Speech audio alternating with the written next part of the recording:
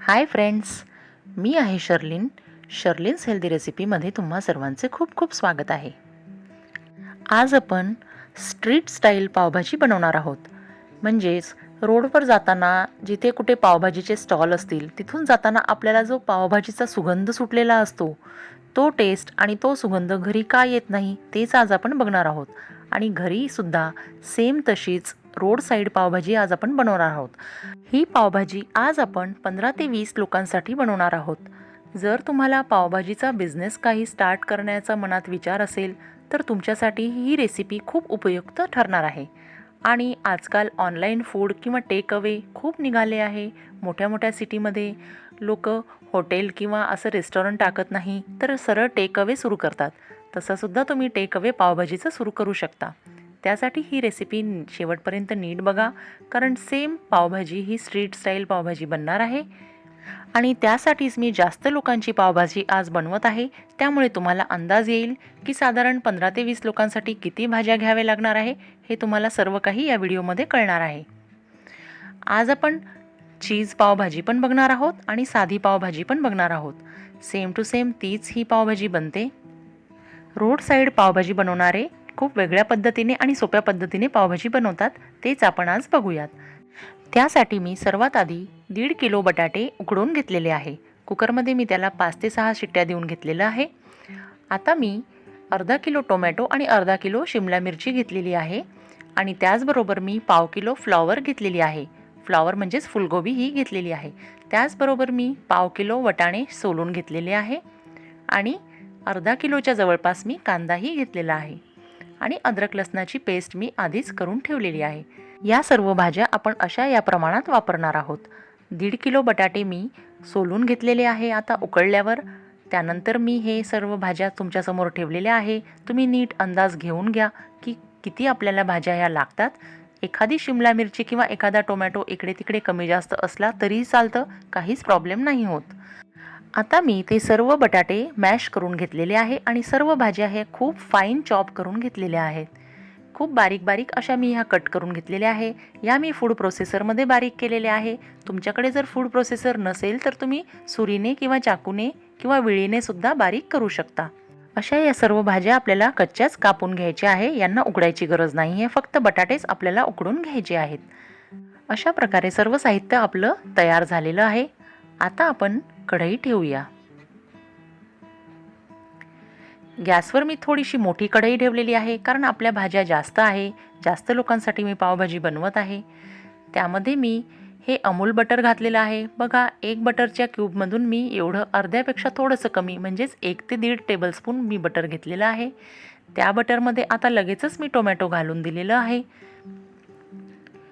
त्यानंतर लगेचच त्यात मी शिमला मिरचीसुद्धा घालून दिलेली आहे. आणि त्यानंतर मी त्यात बारीक कट केलेली फ्लॉवर घालून दिलेली आहे. लगेचच मी त्यात वटाणे सोलून ठेवलेले घालून दिलेले आहे. त्याला एक व्यवस्थित एकदा मिक्स करून घेत आहे आणि लगेचच मी त्यात आपलं मॅश केलेला बटाटा मी घालून देणार आहे. अशा प्रकारे ह्या सर्व भाज्या आधीच सगळ्या मिक्स करून आपल्याला कढईत थोडंसं बटर घालून एकदा त्यांना बारीक गॅसवर 10 मिनटं शिजवून घ्यायचं आहे. आता आपण बटाट्याला घालून व्यवस्थित त्याला मिक्स करून घेऊ. आधी त्याला सर्व एकजीव करायचं आहे. सगळ्या भाज्यांमध्ये बटाटा हा खूप छानपैकी मिक्स झाला पाहिजे. अशा पद्धतीने आपल्याला त्याला मिक्स करायचं आहे. फक्त बटर घालून आपण ही प्रोसेस आधी केलेली आहे. खरं तर ही पावभाजी बनवणं खूप जास्त सोपं आहे. यात काहीच कठीण नाही आहे. तरीही ती एवढी चविष्ट लागते की आपण पावभाजी खायला बाहेरच जातो. घरची पावभाजीला ही टेस्ट येत नाही. बघा, आता मी त्यात 1 ग्लास पाणी घातलेलं आहे. पाणी घालणं आवश्यक आहे, कारण ते खूप कोरडं होतं आणि त्याशिवाय ते मिक्स झालंच नसतं. त्यामुळे मी 1 ग्लास आधी पाणी घातलेलं आहे. जर कमी पडलं तर मी आणखीन पाणी त्यात घालणार आहे. अशा प्रकारे मी त्याला व्यवस्थित मिक्स करून घेत आहे.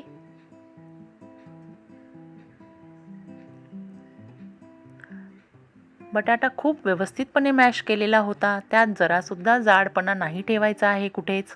खूप व्यवस्थित असं मॅश करून घ्यायचं आहे. आणखीन 1 ग्लास पाणी मी त्यात घातलेलं आहे, म्हणजे ते सगळं खूप छान एकजीव होणार आहे.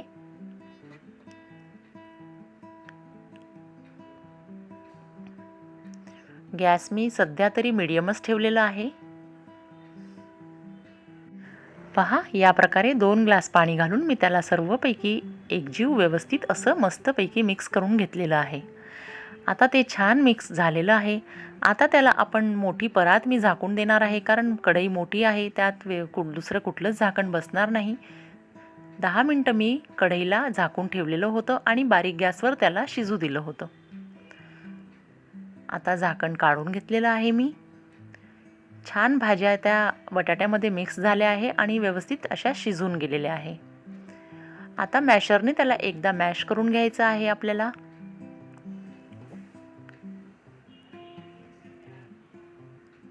ही पावभाजीची रेसिपी बघून कुणीही म्हणणार नाही की घरी केलेली पावभाजी आहे. कुणीही म्हणेल की कुठून मागवली. एकदम प्रोफेशनल टेस्ट अशी येते या पावभाजीला. त्यामुळेच बिझनेस करणाऱ्यांसाठी किंवा बिझनेस करण्याच्या इच्छुक असणाऱ्यांसाठी ही पावभाजी खूप परफेक्ट रेसिपी आहे. बघा, अशा प्रकारे आता मी त्याला मॅश करून घेतलेलं आहे. या रेसिपीचा बऱ्याच लोकांना फायदा होणार आहे, ज्यांना खरंच काहीतरी करायचं आहे, घरून काहीतरी करायची इच्छा आहे. कारण पावभाजीच्या बिझनेसला खूप काही लागत नाही आणि ही डिश अशी आहे की सर्वांनाच आवडते. खूप चालतात पावभाजीचे स्टॉल किंवा गाडे खूप चालतात. त्यामुळेच मी आज ही रेसिपी तुमच्यासोबत शेअर करत आहे. आता मी त्यात 1 चमचा हळद, 3 ते 4 चमचे मी लाल तिखट पावडर घातलेलं आहे. लाल तिखट तुम्ही तुमच्या घरच्या लाल तिखटाप्रमाणे घाला, कारण ही माझी खूप जास्त तिखट नाही आहे, त्यामुळे मी एवढी घातलेली आहे. 5 चमचे मी लाल तिखट पावडर घातलेलं आहे. आता मी त्यात एव्हरेस्टचा पावभाजी मसाला हा घालत आहे. 5 ते 6 चमचे मी एव्हरेस्टचा पावभाजी मसाला घातलेला आहे. त्यानंतर त्यात आपण कसुरी मेथी घालणार आहोत. त्याला असं हातावर थोडंसं चुरगळून घालायचं आहे. त्यानंतर कोथिंबीरसुद्धा मी यात घालून दिलेली आहे आणि चवीनुसार मीठ घातलेलं आहे. त्यानंतर ह्या सर्व जिन्नसला आपल्याला एकजीव करून मिक्स करून घ्यायचं आहे. पहा, हळूहळू पावभाजीचा कलर यायला सुरुवात झालेली आहे, पण अजून ही रेसिपी पूर्ण झालेली नाही. अजून एक महत्त्वाची स्टेप यात बाकी आहे.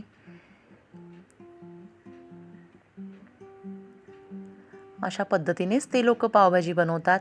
त्यांच्याकडे जर कढई नसते, मोठा तवा असा पसरट फ्लॅट तवा असतो, त्यावरच ती ही सगळी प्रोसेस करतात आणि सर्व भाजी एक साईडला करून मध्यभागची जागा ती रिकामी ठेवतात आणि जसजसं कस्टमर येतील मध्यभागी ती भाजी थोडी थोडी घेऊन त्याला ते सगळं घालून परत देतात. आता आपली मेन बेसिक पावभाजी ही तयार झालेली आहे. आता मी छोटी कढई गॅसवर ठेवलेली आहे. त्याच बटरमधनं उरलेलं थोडंसं बटर त्यातलंही अर्ध घेऊन, म्हणजेच 1 ते 1.5 टेबलस्पून बटर मी घेऊन त्या कढईमध्ये घातलेलं आहे. बघा, ते बटर गरम झाल्यावर त्यात आता आपण अर्धा चमचा लाल तिखट पावडर घालणार आहोत, अर्धा चमचा हळद घालणार आहोत, 1 चमचा पावभाजी मसाला घालणार आहोत आणि त्याचबरोबर त्यात कसुरी मेथीसुद्धा घालायची आहे.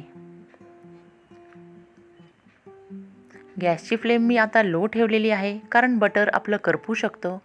आणि त्यानंतर मी त्यात आले लसणाची पेस्ट ही घातलेली आहे. 1.5 चमचा आले लसणाची पेस्ट मी घेतलेली आहे. बघा, अशा प्रकारे आता याला व्यवस्थित एकजीव करून परत मिक्स करून घ्यायचं आहे. गॅसची फ्लेम ही लोच ठेवायची आहे. हे व्यवस्थित परतून झाल्यावर चिरलेला कांदा आपण यात घालणार आहोत. 5 मोठे कांदे कापलेले होते मी. पूर्ण कांदा मी नाही घातला आहे, थोडासा कांदा मी राहू दिलेला आहे, कारण सर्व करताना मी तो कांदा वापरणार आहे. आता या कांद्याला फक्त 2च मिनटं आपल्याला परतायचं आहे. खूप काही याला गोल्डन वगैरे नाही करायचं आहे. आता त्यात आपण अर्धा चमचा मी फूड कलर घातलेला आहे. हे फूड कलर ऑप्शनल आहे. तुम्ही जर पार्टीसाठी बनवणार आहात, गेट टुगेदर असेल घरात किंवा कुणाला सर्व करायचं असेल बाहेरच्या लोकांना, तरच फूड कलर वापरा. घरच्यासाठी फूड कलर वापरायची काहीच गरज नाही आहे. बिझनेससाठी जर तुम्ही वापरणार असाल तर फूड कलर रेड कलरचा वापरा तुम्ही. माझ्याकडे हे ऑरेंज कलरचा फूड कलर होता म्हणून मी तोच वापरला. आता त्याच कांद्यात अख्खा 1 लिंबू पिळून घ्यायचा आहे. बघा, अशा प्रकारे पूर्ण 1 लिंबू मी त्यात पिळून घेतलेला आहे. झालं, आपला हा मसाला तयार झालेला आहे. आता त्या कढईमध्ये तो मसाला पूर्ण टाकून द्यायचा आहे. ती कढई उचलून मी यात पूर्ण तो मसाला टाकून दिलेला आहे वरून आणि त्याला व्यवस्थित असं मिक्स करून घेणार आहे. कुठे जर सोसायटीमध्ये जर प्रोग्राम असेल किंवा गणपती आणि नवरात्रमध्ये जसे स्टॉल लावतात सगळे सोसायटीवाले, त्यावेळेस तुम्ही पावभाजीचं स्टॉल लावू शकता. त्यासाठी ही रेसिपी खूप परफेक्ट आहे. आता ह्या कढईमध्ये थोडंसं पाणी घालून मी ते पाणीसुद्धा यात मिक्स करून देणार आहे. पाणी आणखीन तुम्ही अर्धा ग्लास वाढवू शकता, कारण जसजसं ही पावभाजी थोडीशी गार होत जाईल, थोडीशी आणखीन घट्ट होत जाते, कारण बटाटे सगळं पाणी हे शोषून घेतात. बघा, आता पावभाजी पूर्णपणे आपली रेडी झालेली आहे. इवन सर्व करताना सुद्धा यात लिंबू, कांदा, बटर काहीच द्यायची गरज नाही आहे, कारण ऑलरेडी आपण यात सर्व काही मिक्स करून दिलेलं आहे. फक्त शोसाठी थोडंसं साईडला कांदा आणि लिंबू ठेवतात आणि वरतून थोडंसं बटर घालतात. नाहीतर गरज काहीच नाही आहे. टेस्टला कुठेच ही पावभाजी कमी नाही आहे. फक्त ते द्यावं लागतं, त्यामुळे ते सर्व करताना थोडं थोडं द्यायचं. नाहीतर सर्व काही आपण यात आधीच मिक्स करून दिलेलं आहे. बघा, अशा प्रकारे पावभाजी आपली पूर्णपणे रेडी झालेली आहे.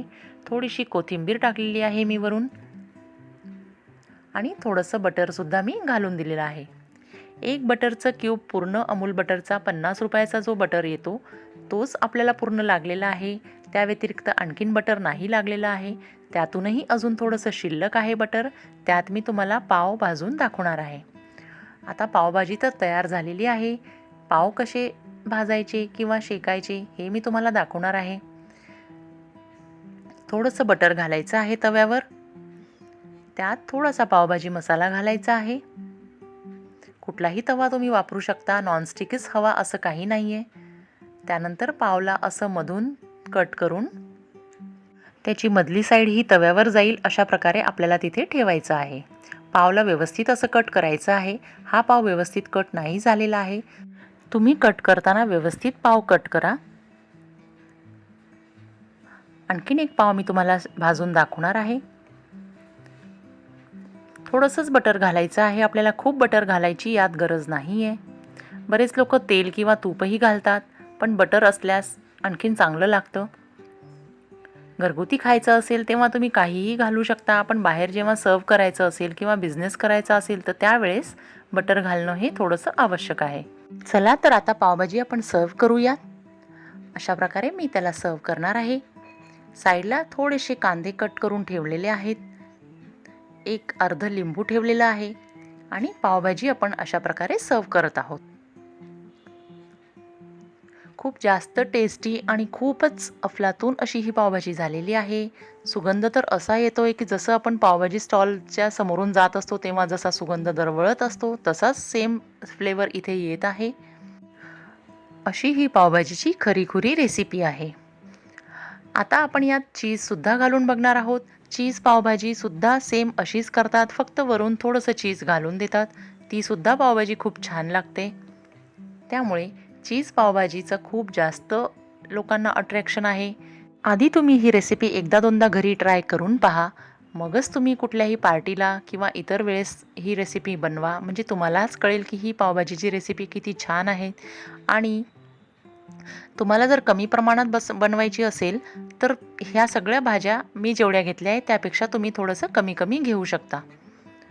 रेसिपी जर आवडली असेल तर नक्की व्हिडिओला लाईक करा आणि चॅनलला सबस्क्राईब करा आणि आपल्या मित्रांसोबत शेअर करा. अशा प्रकारे मी हे 5 डझन पाव मागवलेले आहे. प्रत्येकी 4च्या हिशोबानेच मागवायला हवे होते, पण काही एक्स्ट्रा असायला हवे, त्यामुळे मी 5 डझन पाव मागवलेले आहे. या रेसिपीचा हिंदी व्हर्जनसुद्धा मी माझ्या चॅनलवर अपलोड केलेला आहे. तुम्ही जर हिंदी भाषिक असाल तर तुम्ही हिंदी व्हिडिओ नक्कीच पाहू शकता. अशा प्रकारे प्रत्येक व्हिडिओचं हिंदी आणि मराठी दोन्हीही भाषा मी माझ्या चॅनलवर अपलोड करत असते. तुम्हाला जी भाषा हवी असल्यास तुम्ही तो व्हिडिओ पाहू शकता. रेसिपी आवडल्यास मला कमेंट बॉक्समध्ये नक्की कळवा आणि लवकरच तुम्ही ही रेसिपी ट्राय करा. तुम्ही हा व्हिडिओ शेवटपर्यंत बघण्यासाठी तुमचे खूप खूप धन्यवाद. लवकरच भेटणार आहोत एका नवीन रेसिपीसोबत. तोपर्यंत खुश रहा, फिट रहा आणि शर्लिन्स हेल्दी रेसिपी पाहत रहा.